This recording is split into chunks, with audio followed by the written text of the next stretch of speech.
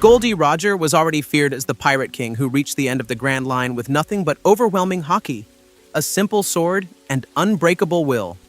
No confirmed devil fruit, no flashy transformations, just raw dominance so terrifying that the world government treated his very existence like a natural disaster.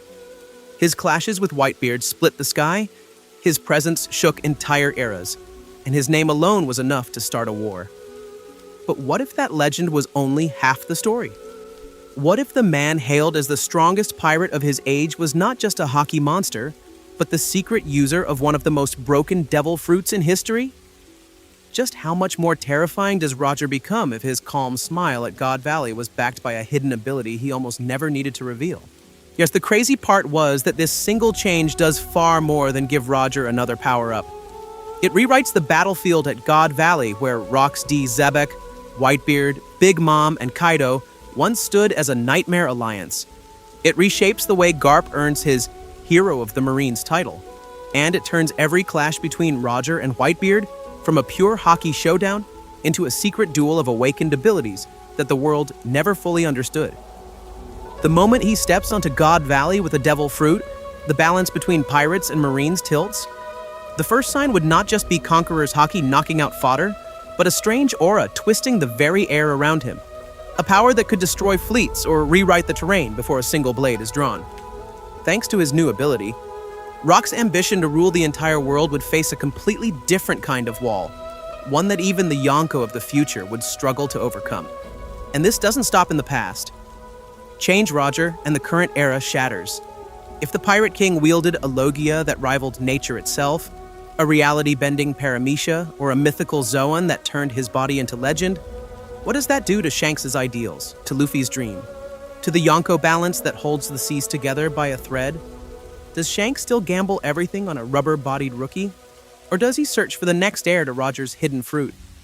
In this universe, the question is not just which fruit fits Roger's personality and fighting style, but which one creates the most dangerous narrative symmetry. A devil fruit that fuses with his Conqueror's Haki, that evolves into an awakening capable of shaking not just islands, but history itself. Because if that fruit ever awakened, the Marines' greatest fear would no longer be the name Gol D. Roger. It would be the day the Pirate King finally stopped holding back and the entire world order began to crack. Breaking the legend, Canon Roger, pure Haki monster. Because before the world order cracks, the legend of Goldie Roger has to be stripped down to what it really is. A story built on nothing but Haki and will. No tricks, no elemental body, no mythical beast form waiting in the shadows. Canon goes out of its way to hammer this in. Rayleigh spells it out at Sabaody when he tells the Straw Hats that Roger reached the summit through overwhelming Haki, not through some flashy ability.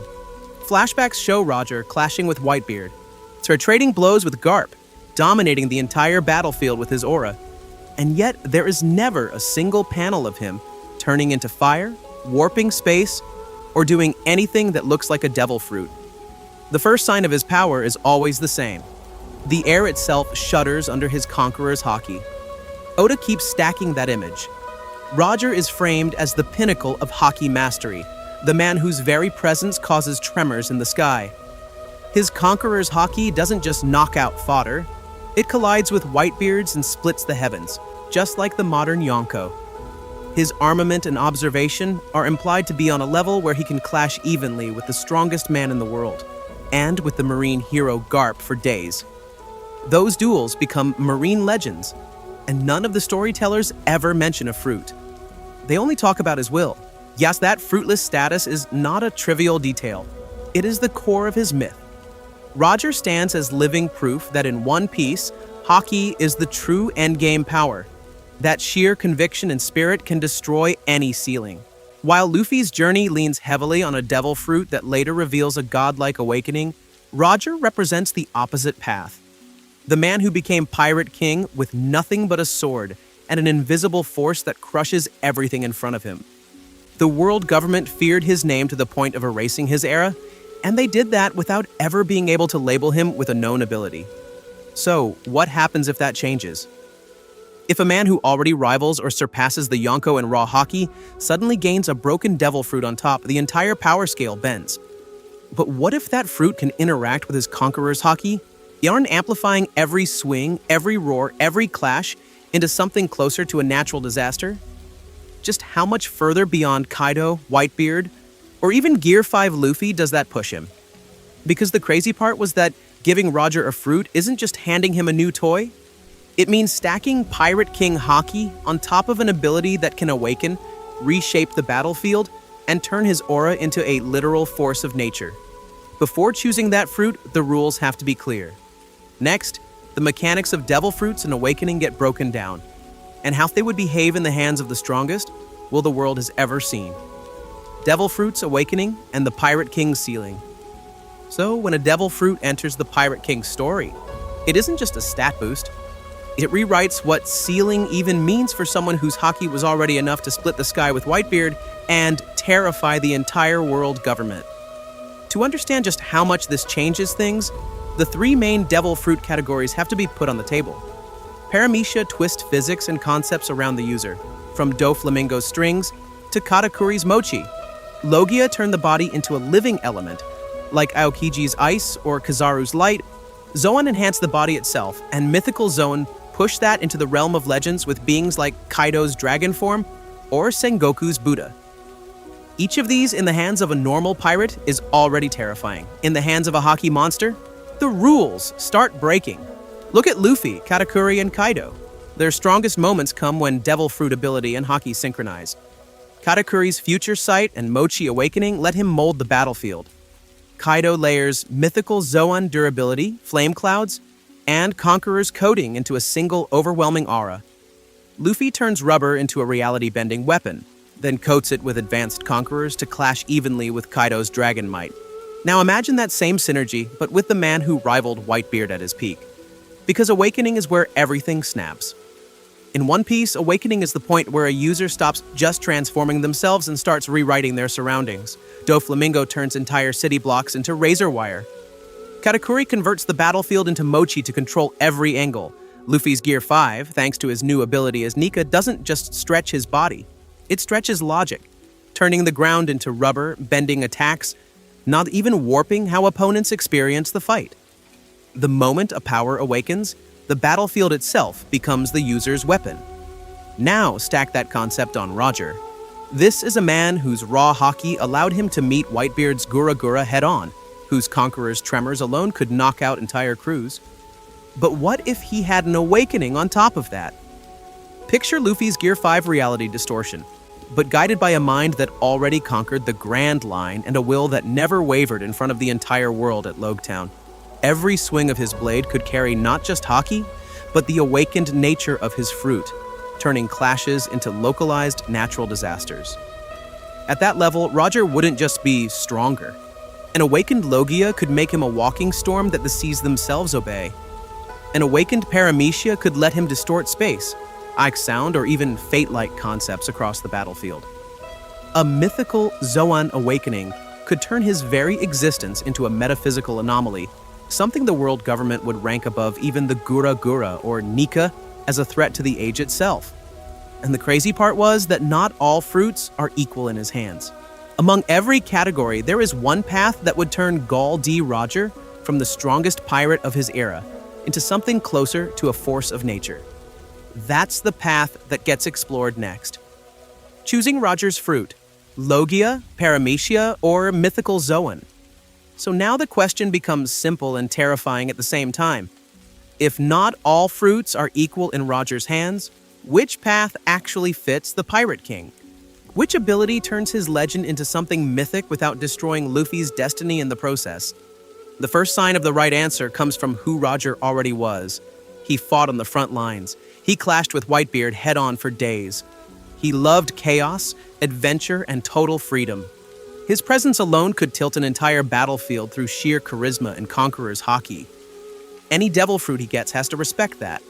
It must let him charge in, not hang back. And it has to feel like a king's power without erasing the future sun god waiting in East Blue. So start with the obvious temptation, Logia. Imagine a wind Logia or thunder Logia in Roger's hands. The moment he swings his sword, the air howls and entire islands feel the tremors. A casual overhead slash becomes a hurricane blade that can destroy fleets. A thunder-coated lunge turns the sky black and calls down bolts that rival Enel's Raygo. Combine that elemental intangibility with top-tier Haki, and suddenly even Garp's legendary punches are passing through storms and lightning while Roger's aura keeps pressing forward. But what if that is actually too straightforward? Logias are already represented by monsters like Kizaru and Enel. A pure element body would make Roger nearly untouchable, yet it risks redundancy and flattens his identity into another untouchable element god. For a man whose very will shook eras, that feels small. Paramecia, on the other hand, opens a stranger door. Picture a fruit that manipulates will itself, amplifying the resolve of his crew until their conqueror's Haki roars like a chorus. Or an ability tied to time limit, stretching his doomed lifespan just enough to finish the journey to Laughtail and set the final war in motion.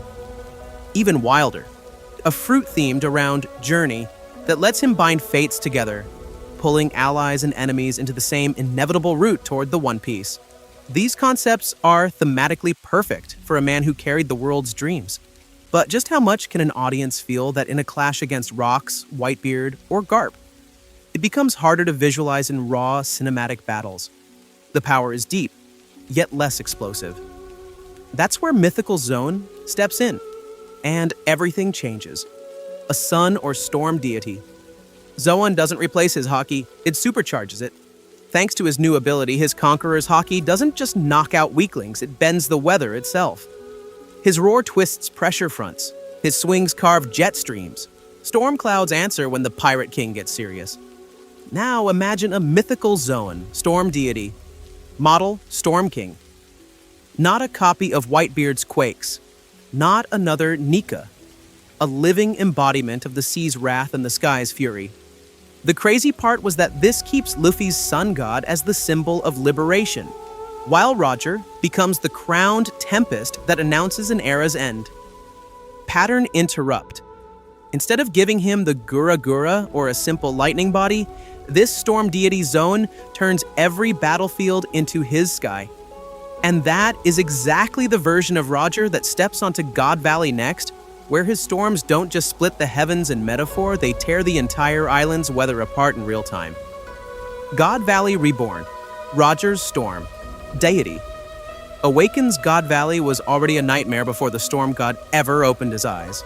This was Rox D. Zebek's stage, a battlefield packed with monsters like Prime Whitebeard, Sasa Young Big Mom, and an unchained Kaido, all tearing into each other while celestial dragons and terrified civilians tried to flee. In canon, Roger and Garp only win by joining forces in a war so brutal, the world government decides the safest move is to erase the island's name from history. But what if that erasure wasn't just about rocks? What if it was about the moment the Pirate King stopped pretending to be human? The battle drags on. Steel shatters, mountains collapse, and the sea around God Valley boils from clashing auras. Roger's already fighting like a demon, trading blows with Rocks himself while Garp crushes through pirates by the dozen. Yet even here, he's holding back, treating this war as another test of will.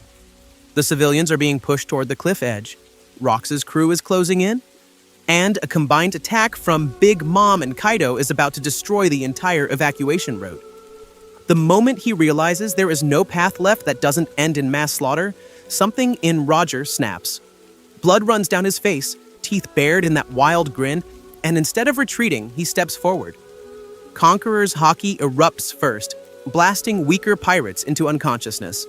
But this time, that isn't the limit. This time, it's just the key turning in the lock.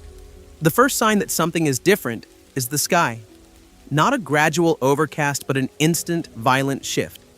Clouds spiral into existence above God Valley like they were dragged there by force, forming a black vortex that swallows the sun. Thunderheads stack on top of each other, and the air itself starts to vibrate with low, constant tremors. Lightning crawls across Roger's shoulders like living chains. His aura, already overwhelming, twists into a roaring storm that fuses with his Haki.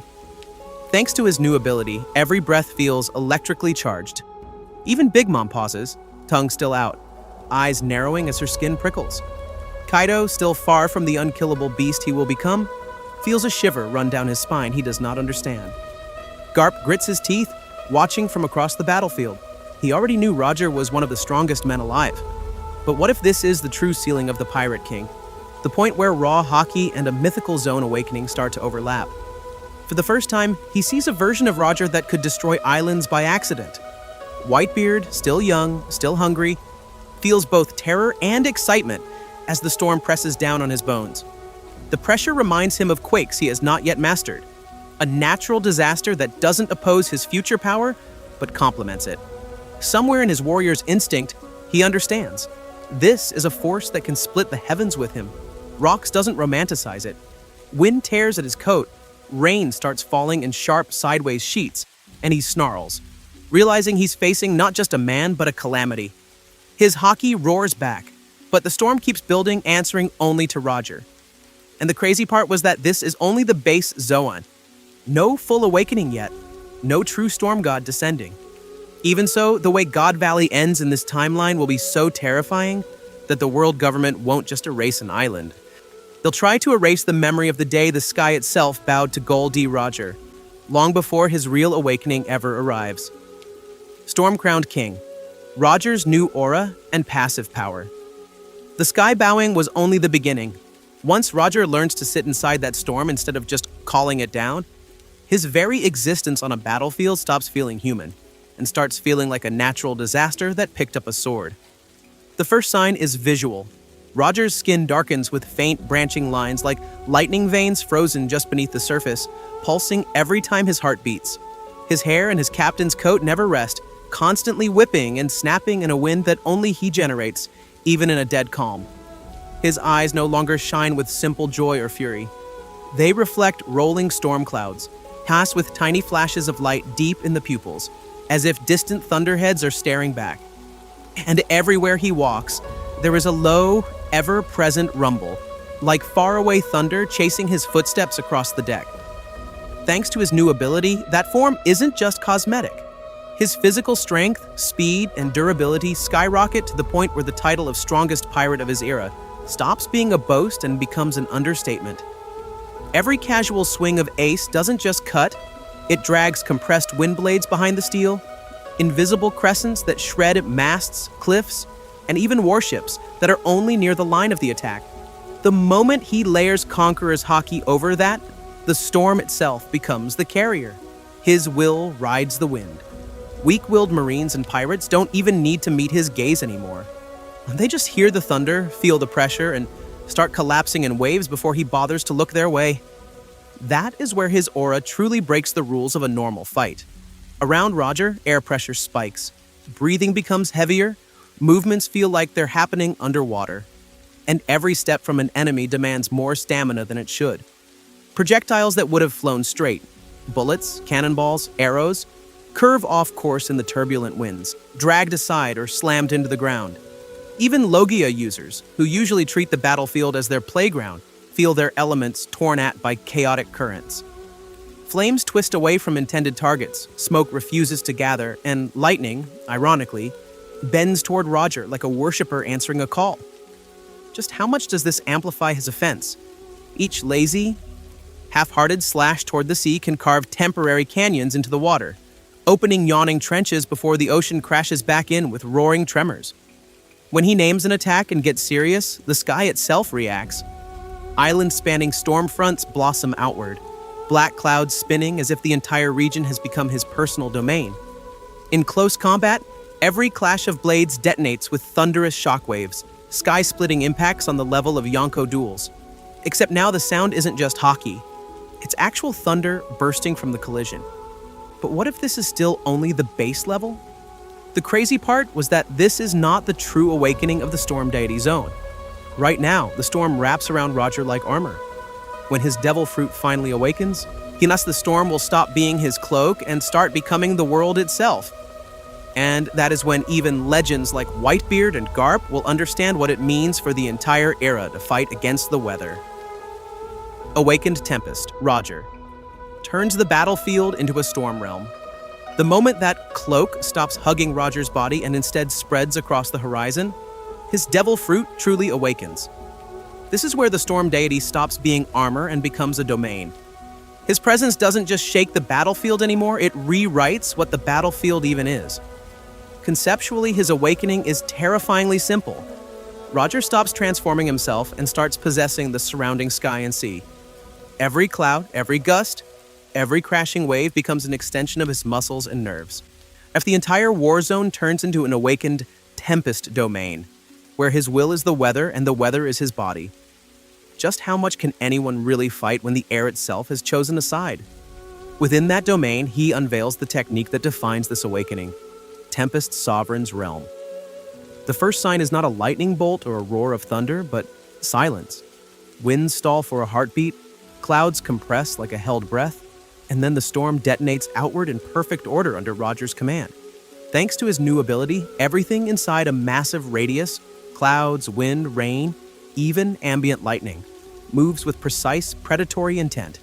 He can strike from any direction without taking a single step, launching spear-like downbursts, sideways thunder whips, and rising water spouts as easily as throwing a punch.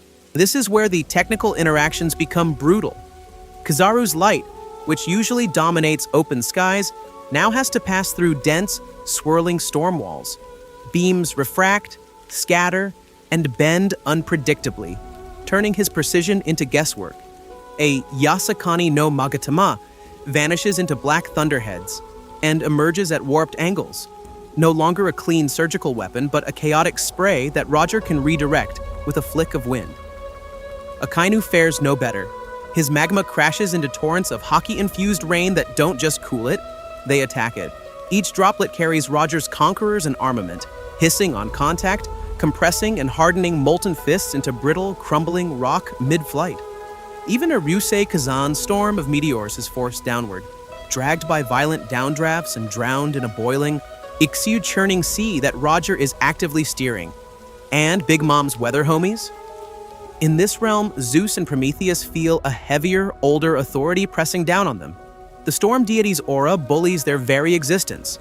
Lightning that once obeyed Zeus suddenly hesitates, arcs away, or is outright stolen, while Prometheus finds his flames strangled by spiral winds and suffocating pressure. Her own living weather is overridden by a superior Storm King. Allies experience the opposite. Around Roger's crew, the wind becomes a constant, invisible support. Blades swing faster as air pressure slips past them, cannon fire flies straighter, and subtle gusts shove them just out of lethal trajectories. Enemies, meanwhile, feel like they are running through a nightmare. Distances stretch and compress as mirage-like rain curtains distort vision. Reaction times lag as dense, hostile air drags on their movements, and every step fights against shifting currents that never quite let them stabilize. But what if this isn't just a flashy environmental effect, but a full battlefield control system wrapped around the Pirate King himself? The crazy part was that in this awakened state, Roger stops being a single fighter and becomes the rules of the fight. And now, with the world itself as his weapon, it is time to see how Tempest Sovereign's Realm twists his legendary duels with Whitebeard and Garp into storms that could destroy the entire era. When Storm meets Quake, Roger versus Whitebeard rewritten. The moment that Storm steps onto Whitebeard's island, the past and this new timeline collide. Inash, this is the same battlefield where their Haki alone once split the sky and sent tremors rolling through the entire sea. But what if, this time, Roger walks in already crowned as the Tempest Sovereign, his storm deity awakening, humming around him like a living weather god? The first sign that this duel is no longer the legend people remember comes before their weapons even meet. Whitebeard's Quake aura distorts the air with invisible cracks, while above Roger, black clouds coil into a spiraling halo, lightning veins pulsing in rhythm with his heartbeat. Their conqueror's Haki collides, the heavens tear open, but instead of a simple sky split, the clouds twist into a rotating eye of the storm, framing two of the strongest men in history. Then their first clash happens. Whitebeard swings the quake-coated Bizento, the Gura no Mi roaring to destroy the very atmosphere, and Roger answers with a storm-wreathed sword, wind pressure, and thunder layered over advanced Haki. When Steel and Quake meet, the impact doesn't just split the sky. It drills into reality itself, birthing a spiraling vortex where shockwaves and thunderbolts intertwine. The collision shears mountainsides clean off, uproots forests, and sends compressed wind bullets and quake fragments shredding the island like a war between gods. In this version, the battle is not just raw power, it is pure counterplay. Normally, Whitebeard shatters the air, the sea, the battlefield, and everything is forced to endure his quakes. Thanks to his new ability, Roger flips that rule. His awakened storm field turns the entire island into a tempest realm that drinks in kinetic force. Yes, Whitebeard sends a horizontal quake to crush Roger's fleet, and the storm absorbs the impact, bends it, and spits it back out as redirected wind cannons that explode sideways into the ocean instead. Vertical shockwaves meant to crack the ground diffuse into rolling pressure fronts, their destructive edge smeared across the storm until only brutal wind remains. So, how does the strongest man in the world answer that? With escalation. Whitebeard widens his quakes, pushing them beyond single swings into continent-cracking arcs that try to overrun Roger's control. The air fractures in multiple layers, the sea bulges as if trying to escape gravity, and the island's bones groan under the strain. In response, Roger tightens the Tempest realm. The winds stop being wild and become surgical. Lightning spears lock onto Whitebeard's massive frame, on trying to pierce even his monstrous durability, while razor-sharp gusts spin around the Bicento, testing his grip and balance with every exchange. The crazy part was that neither man can casually dominate the other. Roger's awakening gives him battlefield control, but Whitebeard's raw quake output keeps threatening to break the storm's structure itself. Each clash becomes a question. Will the next strike overload the Tempest realm, or will the storm swallow another quake? And with every god-tier exchange, the shockwaves reach farther, rattling marine warships and even distant islands. The world government, which once watched their duels from the shadows, now faces a terrifying reality. This rivalry has become so apocalyptic that simply observing is no longer an option. Because the next time storm meets quake, the era itself might be the thing that shatters. Hero of the Marines versus Storm King, Garp's hardest fight. And that's where Garp's legend has to be rewritten from the ground up. The Hero of the Marines was already praised for trading blows with Roger, splitting skies with nothing but fists and Haki. But what if every one of those clashes had taken place inside the domain of an awakened storm god, where the sea, the air, and even sound itself belonged to the Pirate King? Suddenly, those near-death duels are not just two monsters meeting in the middle. They become full-scale natural disasters.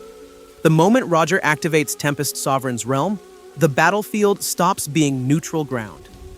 Black clouds coil around his ship, pressure drops, and a roaring wind aura spreads for kilometers. Garp is no longer charging a man. He is rocketing straight into a living cyclone that wants to destroy the entire fleet around him. Picture one confrontation in detail. A Buster Call-level armada boxes Roger in near a crucial trade route. Dozens of vice admirals, warships packed with pacifistas, and at the center, Garp standing on the figurehead, arms folded, waiting. Cannons roar, shells scream through the sky. But the first sign that this is different from any normal war comes when Roger doesn't shout an order or try to flee. He just steps forward to the bow, grins, and lets his awakening bloom. Tempest Sovereign's realm erupts. Wind bends into spirals, rain reverses direction, and the cannon fire that should have torn the Oro Jackson apart is caught mid-flight, shredded into harmless dust by spiraling blades of compressed air. Thanks to his new ability, Roger can twist trajectories, slow momentum, and even hurl the fragmented shrapnel back as a horizontal storm of steel. Entire broadsides vanish into a howling wall of wind. Garp's answer is not to retreat. He wraps his fists in armament and conqueror's Haki, then uses moonwalk and raw leg power to launch himself straight through the storm, each kick detonating shockwave tremors in the air. The crazy part was that his presence alone punches tunnels through the gale, like a human cannonball tearing open the sky. Sengoku, realizing that Haki alone might not be enough, is forced to transform into his Buddha form and fire golden shockwaves in sync with Garp's strikes, trying to carve temporary safe zones inside Roger's storm field. Strategically, this changes everything for the Marines. Yet containing Roger becomes less about catching a ship and more about quarantining a natural calamity. Admirals are no longer optional. They are mandatory environmental countermeasures. Aokiji must freeze the raging sea to stop tsunamis created by pressure shifts. Kizaru has to snipe from light speed angles before the storm distorts his path. Sakazuki needs to anchor magma platforms just to keep warships from being capsized by wind-driven walls of water. Then, pattern interrupt. Cut to a young, nameless Marine on a rear deck, clutching the rail as the sky turns green-black. He watches Garp vanish into a vortex of lightning and wind, sees Roger's silhouette laughing inside the eye of the storm, and the only thought burned into his mind is this: that was the day the sky itself fought back. On the other side, a rookie pirate on a tiny sloop stares from miles away, swearing that the clouds split open like a wound in the world. From a macro level, the psychological impact is devastating. Rank-and-file Marines start whispering that Roger doesn't sail into battles.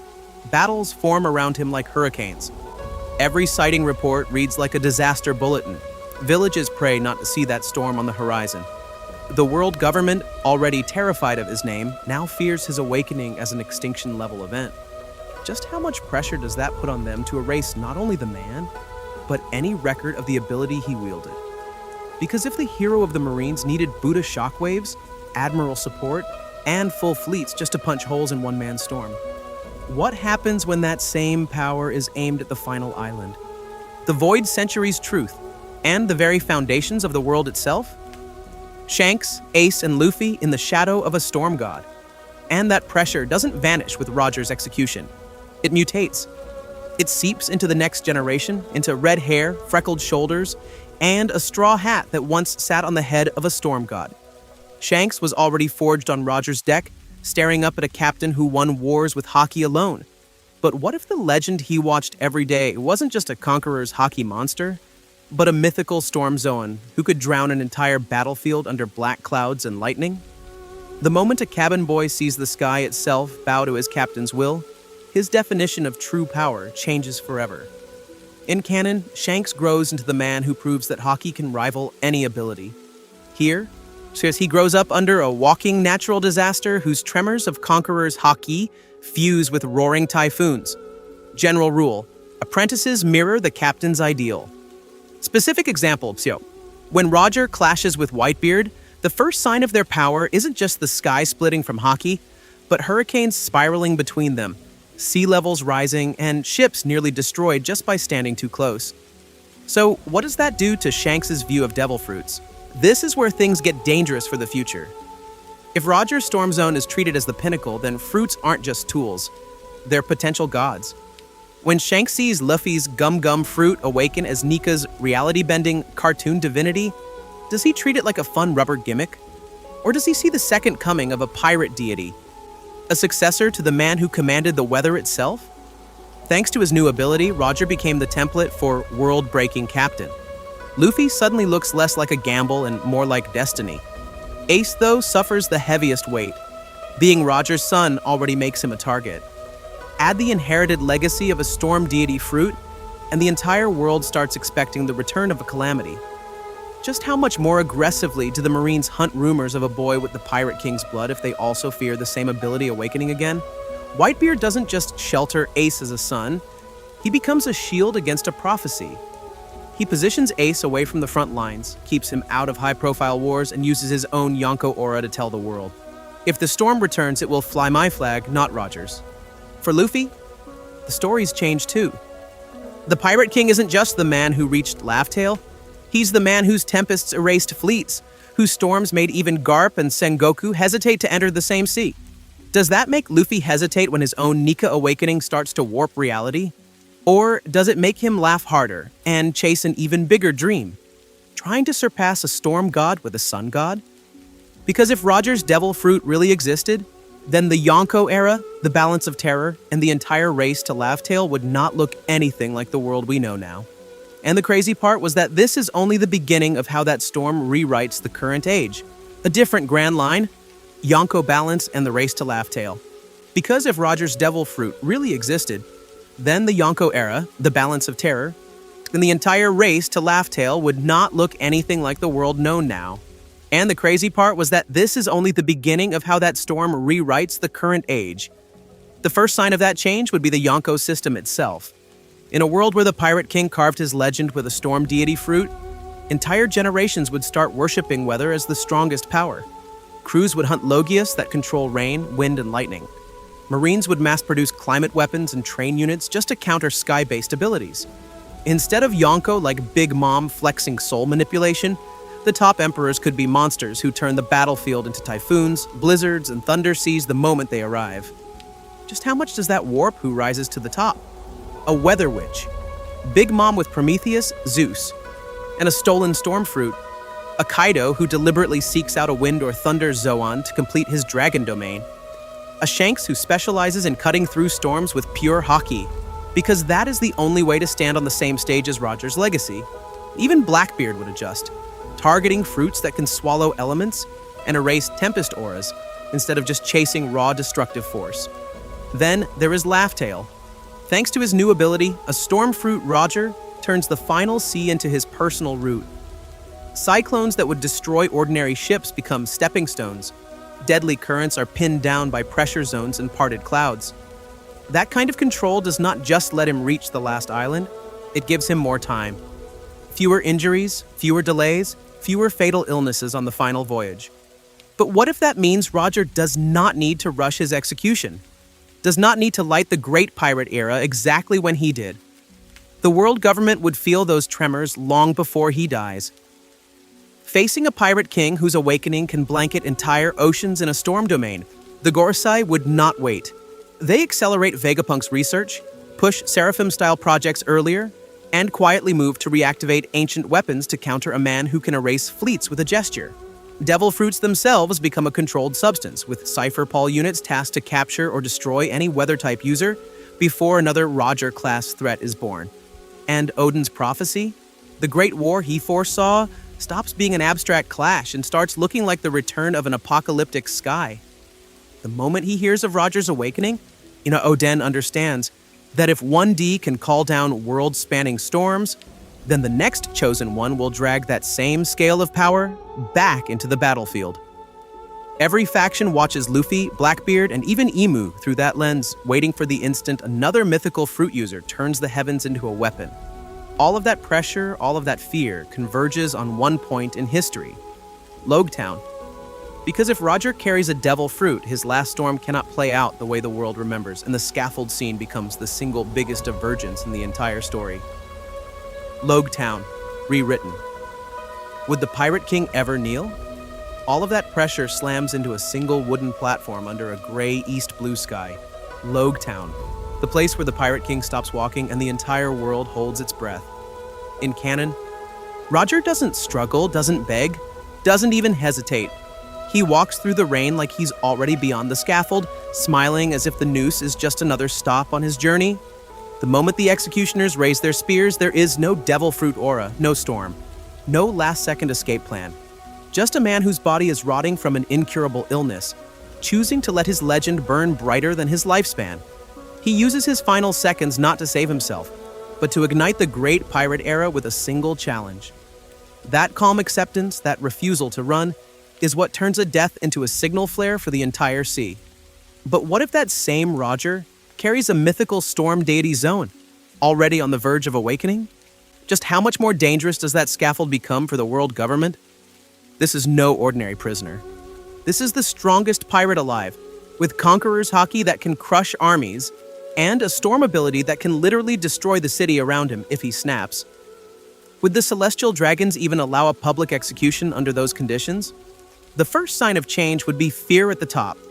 In canon, they already see him as the single greatest threat in history without any known fruit. Add a storm deity awakening that can turn the entire sky into his battlefield, and public spectacle starts to look suicidal.